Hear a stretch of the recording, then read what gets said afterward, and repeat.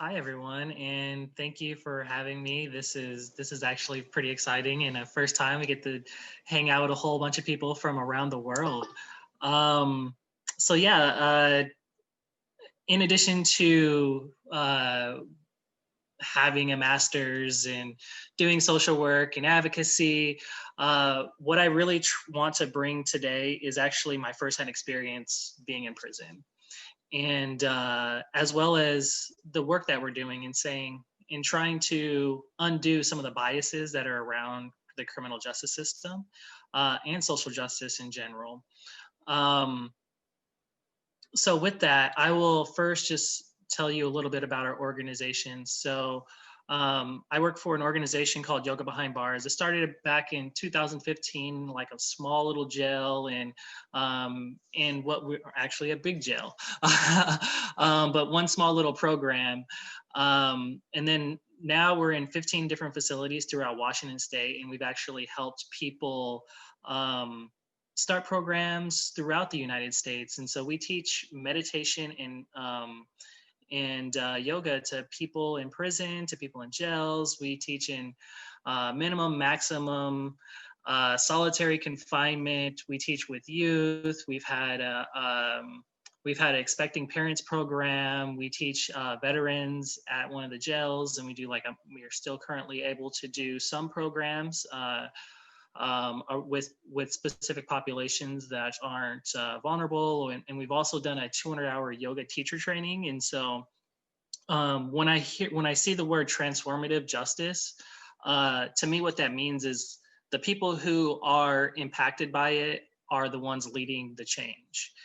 And what we're seeing today is a change of the guards, right? This like soft handoff and saying like, well, I'm going to be an ally or an accomplice to making a change. If I've never been in the system, how am I? I don't necessarily know what the best thing is to reach these people, to change these people that are incarcerated for whatever, as well as acknowledging that um, some of the things that got them there, their environment, their different thinking patterns, mental health issues, um, and then just the collective impact racism has had on mass incarceration in general. So we can start to build a different picture of what we have had in the 60s and the all the way up until recently. And in the 60s, it was really like, we're going to get tough on crime. We're going to, we're really going to try to, Nixon like literally said he was targeting Black people and hippies. Um, and then that actually kind of steamrolled throughout history with Reagan. I'm sure you all have, well, depending on your age, you may have seen the like fried egg and this is your brain on drugs, and then Clinton with three strikes. And what we're seeing here is not only a change in rhetoric of saying like we're going to be tough, we're going to be proud, we're really going to we want to punish and instead of rehabilitate. And so what we did was in the 90s with the three strikes law, what we also did is we cut out education behind bars and people being able to get Pell Grants and whatnot. And so you go to extreme punishments in the three strikes law, and then it climbs up into where we are today. Um, what I would like to do is, well, first I want to throw out, I suppose, just some statistics, and I want you all to think when I'm saying them, not just from like a numbers perspective, but an impact on. And when you go into your conversations, just think about what the impact is. Um, and so the ones that you may, or one that you may have heard of is where 4%, or United States has 4% of the world's population, but 25% of the prison population.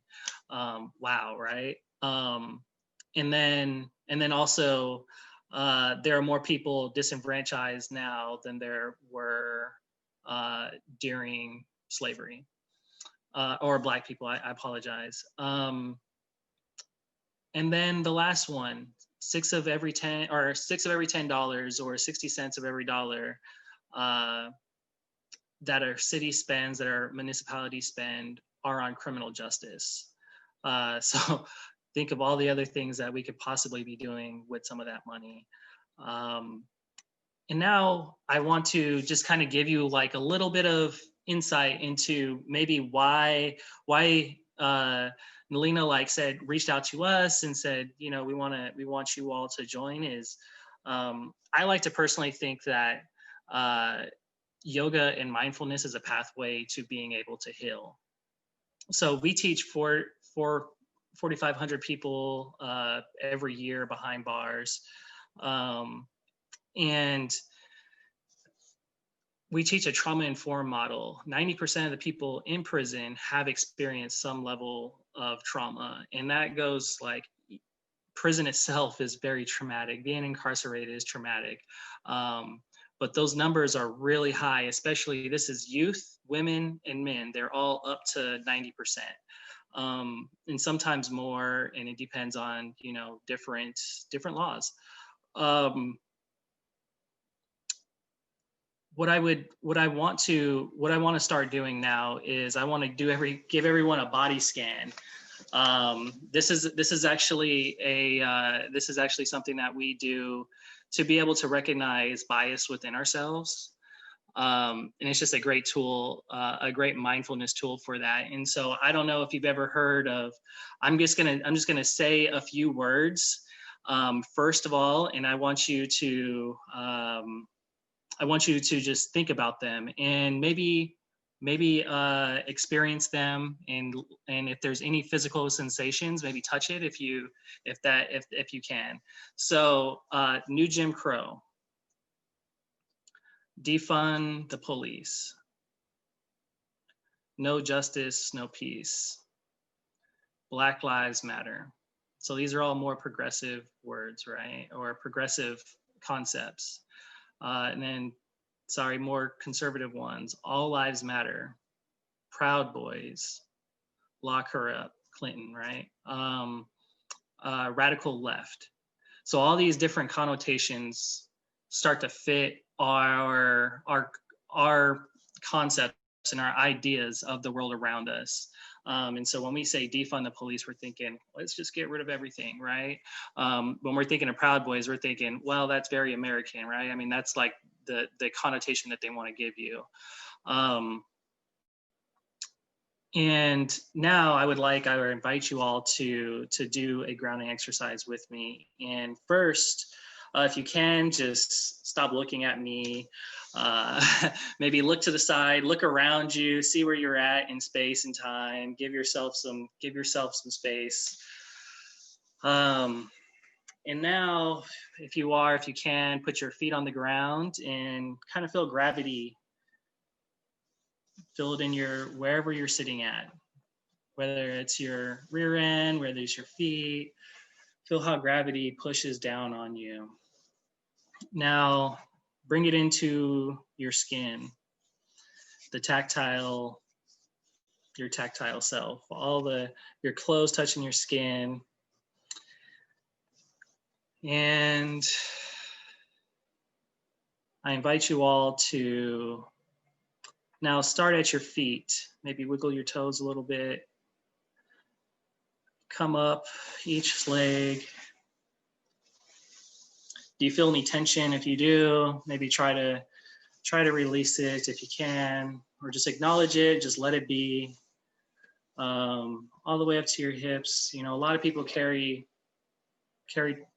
pain, carry trauma in their hips. Lower back, stomach, and then come up to your chest.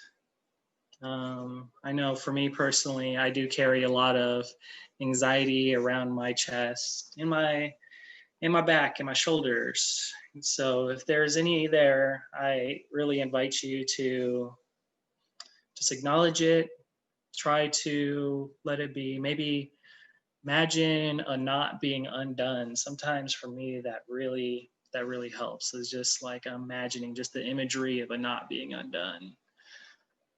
Sometimes we can't necessarily reach those different points, you know, for where they're at. And then up our neck. A lot of people